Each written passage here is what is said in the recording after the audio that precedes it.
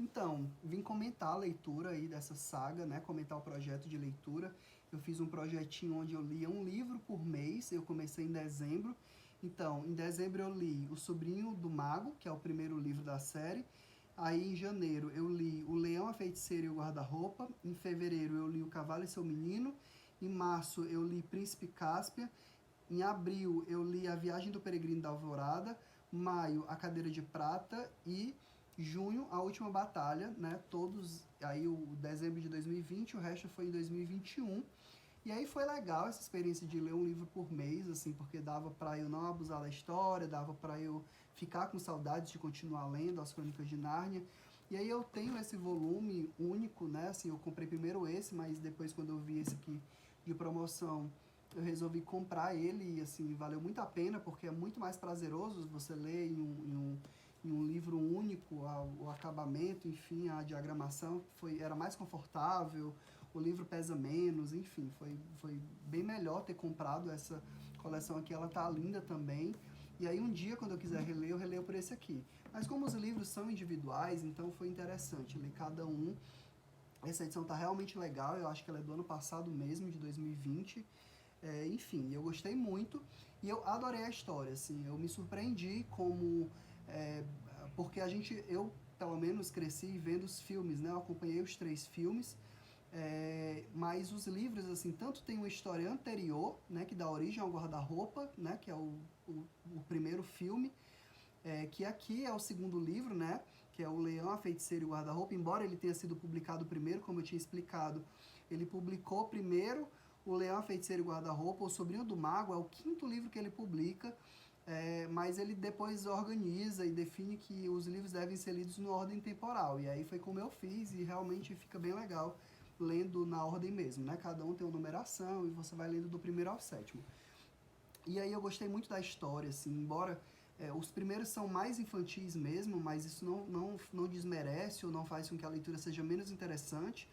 O que a gente vê aqui no Lewis é ele trazendo uma série de elementos míticos, de personagens como centauros, anões no sentido mitológico, né, como por exemplo o anão do Senhor dos Anéis e tudo mais, do Hobbit, enfim, do mundo do Lewis, alguns elementos do Lewis não, do Tolkien, alguns elementos do Tolkien vão aparecer aqui também, mas enfim, assim, o Lewis é bem original e ele cria Nárnia como um mundo mágico, bastante encantador, de fato dá vontade de conhecer Nárnia, dá vontade de conhecer seus habitantes, a gente se encanta mesmo pelas amizades que se constroem, as batalhas são interessantes, enfim.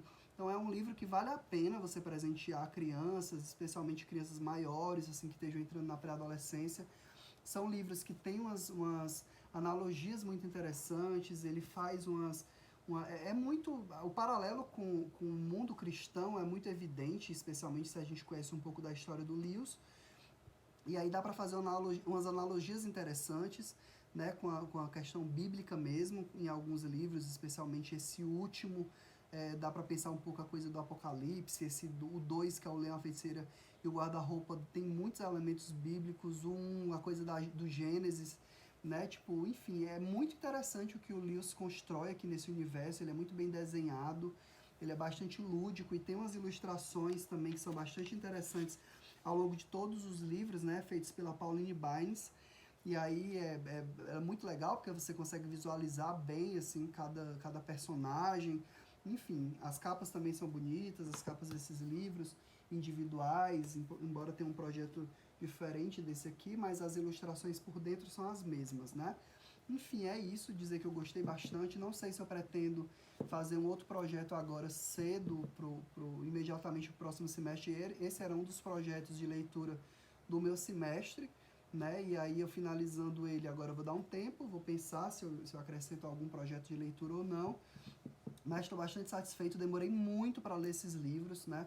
Se a gente pensar o auge deles aí, quando começaram a sair os filmes, eu não acompanhei, eu nunca tinha lido nada das Crônicas de Nárnia, até começar esse projetinho em dezembro do ano passado, e estou bastante satisfeito. E é isso, super indicação aí, depois de Harry Potter, que é uma saga maravilhosa, a gente tem aqui as Crônicas de Nárnia, que é outra também, assim, que eu super recomendo, e também O Senhor dos Anéis, né? Assim, para mim, Essas 3 sagas, elas são do mundo da fantasia, elas são interessantíssimas. Bota o Hobbit ainda junto com o Senhor dos Anéis.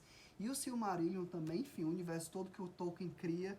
E aí o C.S. Lewis, apesar de toda a originalidade dele, eu acho que ele não é tão incrível quanto o Tolkien nesse sentido de criar um universo, assim, o que o Tolkien faz no Silmarillion é incrível de criar, assim, uma mitologia mesmo para as histórias dele. Aqui o C.S. Lewis ele é muito criativo em usar esses elementos que já existiam, né, desses seres que já existiam em aventuras muito próprias e muito originais, mas de fato a originalidade do Tolkien é absurda. E eu estou falando muito do Tolkien porque ele era amigo do C.S. Lewis, eles tinham uma camaradagem, eles se ajudavam, eles se liam, eles se admiravam e acima de tudo eles eram amigos. Então eu acredito que existe assim uma influência grande aqui do Tolkien na obra do Lewis, e por isso eu estou referenciando isso de forma mais intensa. Mas é isso. Leiam as Crônicas de Nárnia, que vale muito a pena. E até o próximo projeto.